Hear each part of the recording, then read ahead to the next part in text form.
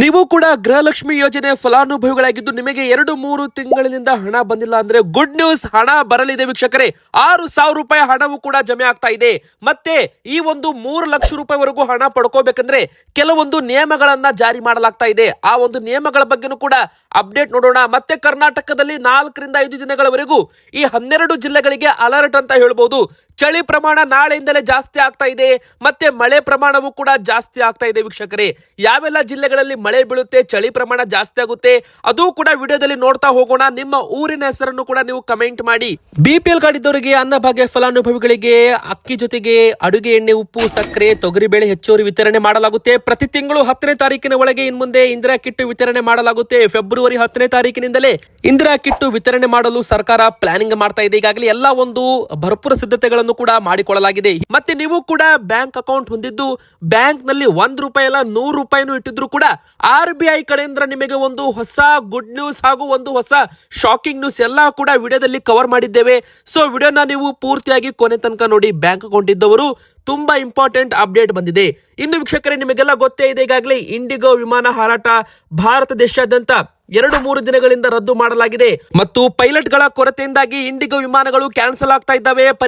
ಪ್ರಯಾಣಿಕರು ಪರದಾಡುವ ಪರಿಸ್ಥಿತಿ ಬಂದಿದೆ ವೀಕ್ಷಕರೇ. ಮತ್ತೆ ಅವರಿಗೆ ರಿಫಂಡ್ ಮತ್ತು ಹೋಟೆಲ್ ವ್ಯವಸ್ಥೆ ಕೂಡ ಮಾಡಿಕೊಡೋದಾಗಿ ಇಂಡಿಗೋ ಕಂಪನಿ ಹೇಳಿದೆ. ಇವತ್ತಿನ ಪ್ರಮುಖ 8 ದೊಡ್ಡ ಸುದ್ದಿಗಳನ್ನ ನೋಡೋಣ ವೀಕ್ಷಕರೇ. ನೀವಿನ್ನೂ ಕೂಡ ವಿಡಿಯೋಗೆ ಲೈಕ್ ಮಾಡಿಲ್ಲ ಅಂದ್ರೆ ದಯವಿಟ್ಟು ವಿಡಿಯೋಗೆ ಒಂದು ಲೈಕ್ ಮಾಡಿ. ಹಾಗೆ ವೀಕ್ಷಕರೇ, ನೀವು ಕೂಡ ಗೃಹಲಕ್ಷ್ಮಿ ಫಲಾನುಭವಿಗಳಾಗಿದ್ರೆ ವಿಡಿಯೋ ಪೂರ್ತಿಯಾಗಿ ನೋಡ್ತಾ ಇರಿ. ಮತ್ತೆ ಕಮೆಂಟ್ ಬಾಕ್ಸ್ ಅಲ್ಲಿ ನಿಮಗೆ ಎಷ್ಟು ಕಂತು ಹಣ ಬರಬೇಕು, ಯಾವ ಕಂತು ಹಣ ಜಮೆ ಆಗಬೇಕು ಅದು ಕೂಡ ಕಮೆಂಟ್ ಮಾಡಿ. ಹಾಗೆ ನಿಮ್ಮ ಊರಿನ ಹೆಸರನ್ನು ಕೂಡ ಕಮೆಂಟ್ ಮಾಡಿ. ನಿಮ್ಮ ಕಮೆಂಟ್ ಇಂದ ನಮಗೆ ಉತ್ತಮ ಫೀಡ್ಬ್ಯಾಕ್ ಸಿಗಲಿದೆ. ಹಾಗೆ ನಮ್ಮ ಚಾನೆಲ್ಗೆ ಸಬ್ಸ್ಕ್ರೈಬ್ ಕೂಡ ಮಾಡಿ ವೀಕ್ಷಕರೇ. ಹೌದು, ಸರ್ಕಾರದಿಂದ ಬಂದಿರೋ ಅಪ್ಡೇಟ್ ಕೂಡ ನೋಡೋಣ. ಮೊದಲಿಗೆ ಗೃಹಲಕ್ಷ್ಮಿ ಯೋಜನೆ ಫಲಾನುಭವಿಗಳಿಗೆ ಒಂದು ಸಿಹಿ ಸುದ್ದಿ ಕೂಡ ಬಂದಿದೆ, ಒಂದು ಶಾಕಿಂಗ್ ನ್ಯೂಸ್ ಕೂಡ ಬಂದಿದೆ. ಈಗಾಗಲೇ ಗೃಹಲಕ್ಷ್ಮಿ ಸೊಸೈಟಿ ಸಂಘವು ಕೂಡ ಪ್ರಾರಂಭವಾಗ್ತಾ ಇದೆ. 30,000 ರೂಪಾಯಿಂದ 3 ಲಕ್ಷ ರೂಪಾಯಿ ಗೃಹಲಕ್ಷ್ಮಿ ಲೋನ್, ಪರ್ಸನಲ್ ಲೋನ್ ಕೂಡ ಸಿಗುತ್ತೆ. ಇದನ್ನ 6 ಲಕ್ಷಕ್ಕೆ ಹೆಚ್ಚಳ ಮಾಡಲು ಬ್ಯಾಂಕುಗಳಿಗೆ ಸಚಿವೆ ಲಕ್ಷ್ಮಿ ಹೆಬ್ಬಾಳ್ಕರ್ ಅವರು ಮನವಿ ಮಾಡಿದ್ದಾರೆ. ಮತ್ತೊಂದು ಹೊಸ ಸಿಹಿ ಸುದ್ದಿ ಅಂತಾನೆ ಹೇಳ್ಬಹುದು. ಆದ್ರೆ ಇಲ್ಲಿ ಮೊದಲು ರಿಜಿಸ್ಟ್ರೇಷನ್ ಮಾಡಿಕೊಂಡವರಿಗೆ ಮಾತ್ರ ಲೋನ್ ಭಾಗ್ಯ ಸಿಗಲಿದೆ.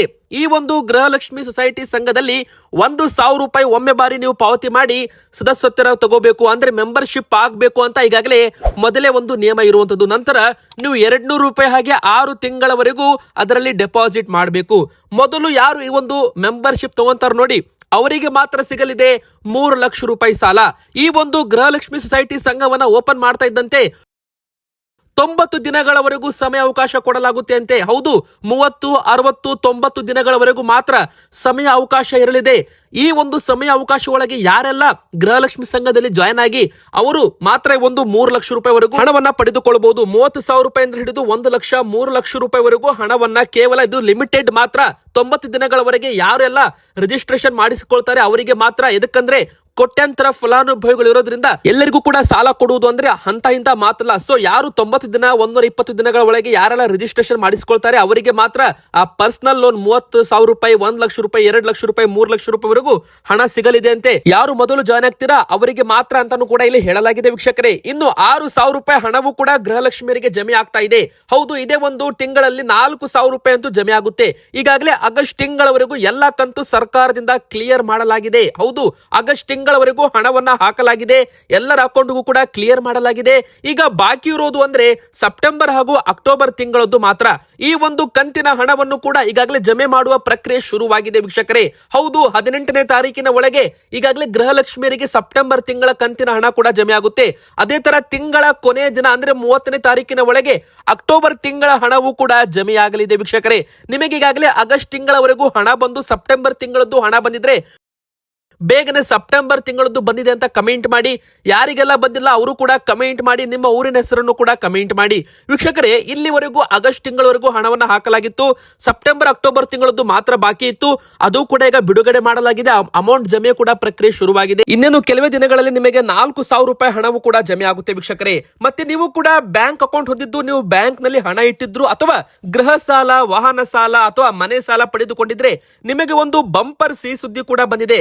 ಹಾಗೆ ಹಾಗೆ ನೀವೇನಾದ್ರೂ ಬ್ಯಾಂಕ್ ನಲ್ಲಿ ಹಣ ಇಟ್ಟು ಬಡ್ಡಿ ತಗೋತಾ ಇದ್ರೆ ಬ್ಯಾಂಕ್ ಕಡೆಯಿಂದ ನಿಮಗೆ ಒಂದು ಬೇಜಾರಾಗುವ ಸಂಗತಿ ಕೂಡ ಬಂದಿದೆ ವೀಕ್ಷಕರೇ. ಎದಕ್ಕಂದ್ರೆ ರೆಪೋ ರೇಟ್ ಅನ್ನ ಇಲ್ಲಿ ಕಡಿಮೆ ಮಾಡಲಾಗಿದೆ. 0.25% ಬಡ್ಡಿ ದರ ಅಂದ್ರೆ ಇದು ಬ್ಯಾಂಕ್ ಬಡ್ಡಿ ದರ ಈಗ ಅಗ್ಗವಾಗಲಿದೆ, ಕಡಿಮೆ ಮಾಡಲಾಗ್ತಾ ಇದೆ.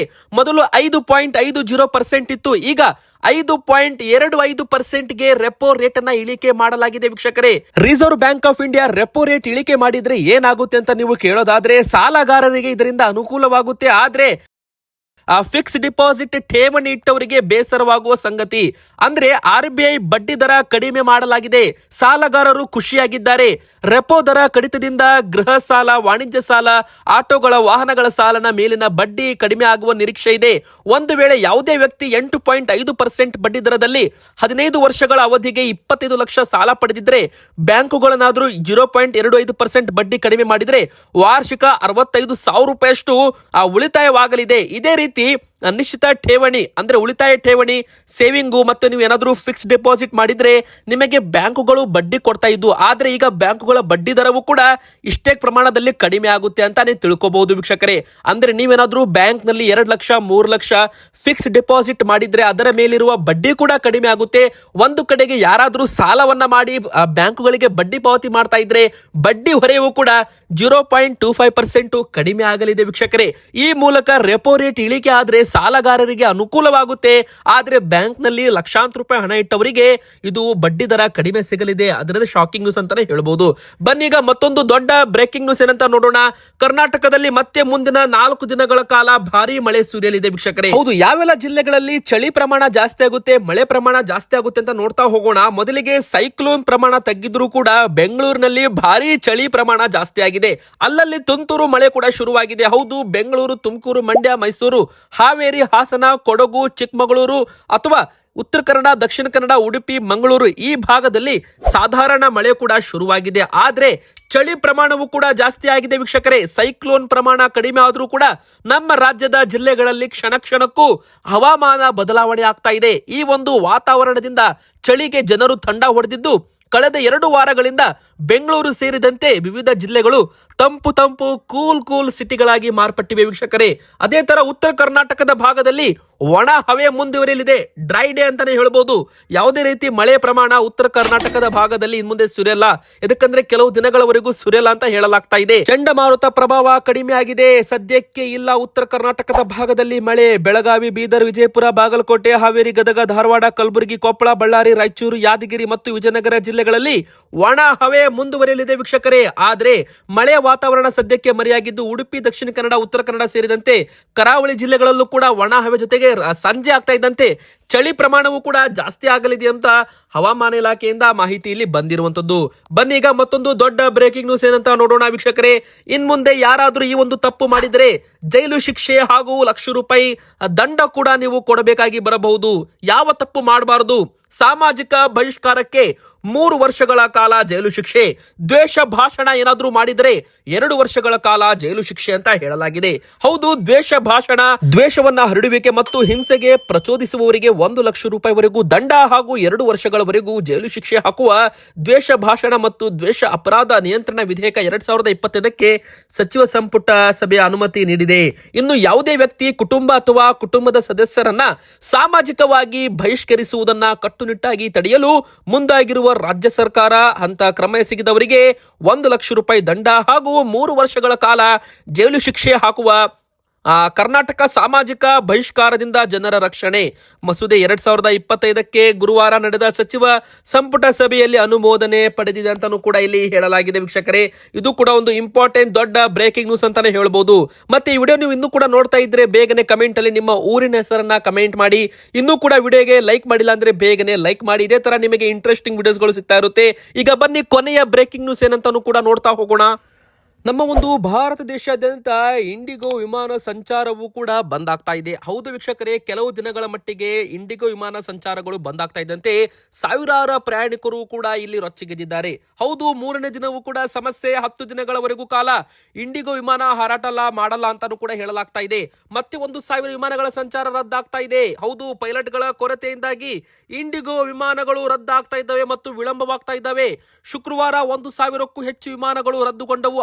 ಆದ್ರೆ ಇಂಡಿಗೋ ನಿತ್ಯ ನಡೆಸುವ 2300 ಸಂಚಾರದ ಪೈಕಿ ಅರ್ಧಕ್ಕರ್ಧ ಸಂಚಾರ ರದ್ದಾಗಿದೆ. ಯಾವುದೇ ಮುನ್ಸೂಚನೆ ಇಲ್ಲದೆ ಹೀಗೆ ಸಾವಿರಾರು ವಿಮಾನಗಳನ್ನ ರದ್ದು ಮಾಡಿದ್ದು ಕಾರಣ ದೇಶವ್ಯಾಪಿ ನಿಲ್ದಾಣಗಳಲ್ಲಿ ಸಾವಿರಾರು ಪ್ರಯಾಣಿಕರು ಸಿಕ್ಕಿಬಿದ್ದಿದ್ದು ಭಾರಿ ಆಕ್ರೋಶ ವ್ಯಕ್ತವಾಗಿದೆ. ಆದ್ರೆ ಎಲ್ಲಾ ಪ್ರಯಾಣಿಕರಿಗೂ ಕೂಡ ಹೋಟೆಲ್ ಊಟ ವ್ಯವಸ್ಥೆ ಎಲ್ಲ ಕೂಡ ಮಾಡಿಕೊಡೋದಾಗಿ ಕಂಪನಿ ಹೇಳಿದೆ. ಆದ್ರೆ ಆದಷ್ಟು ಬೇಗನೆ ಅವರಿಗೆ ಕ್ಯಾನ್ಸಲ್ ಮಾಡಿದ್ರೆ ರಿಫಂಡ್ ಕೂಡ ಮಾಡೋದಾಗಿನೂ ಕೂಡ ಕಂಪನಿ ಹೇಳಿದೆ. ವೀಕ್ಷಕರೇ, ವಿಮಾನ ಸಂಸ್ಥೆಗಳಿಗೆ ಕೇಂದ್ರ ಸರ್ಕಾರ ವಿಧಿಸಿದ್ದ ಕಠಿಣ ನಿಯಮಗಳು ರದ್ದು ಮಾಡಲಾಗ್ತಾ ಇದೆ. ವಿಮಾನ ರದ್ದತಿ ಕಾರಣ ಆಸ್ತಿ ವಿಸರ್ಜನೆಗೆ ಅಡ್ಡಿಯಾಗಿದೆ. ಟಿಕೆಟ್ ಹಣ ವಾಪಸ್ ಕೊಡುವಂತೆ ಈಗಾಗಲೇ ಪ್ರಯಾಣಿಕರು ರೊಚ್ಚಿಗೆದ್ದಿದ್ದಾರೆ.